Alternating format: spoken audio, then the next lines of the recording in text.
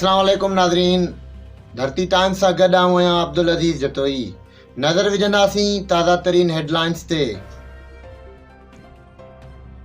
गॾा मादम सुरीलो जी ख़बर शामिल कंदासीं। एडमिनिस्ट्रेटर ज़िले कौंसिल कराची नूर हसन जो के खैर मोहम्मद ख़ास केली ॻोठ यूसी दरसानो छनो में मेन वाटर सप्लाई स्कीम जो जाइज़ो वरितो ऐं इलाइक़े जे विज़िट कई।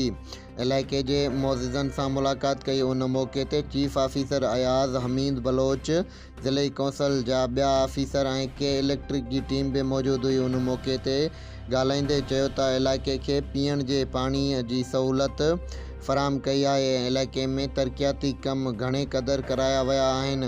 रोड, गलियूं, सेवरेज सिस्टम जदीद तरीक़े जूं स्कीमूं ॾिनियूं आहिनि।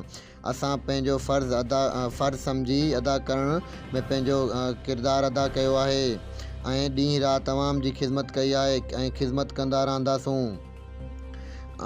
असां लाइ मलीर जा सभु मारोड़ा क़ाबिल एहतराम आहिनि। असां बिना कंहिं नस्ल, रंग, बिना कंहिं मफ़ाद ऐं बिना कंहिं फ़र्क़ जे पंहिंजा फ़र्ज़ सरअंजाम ॾिना आहिनि।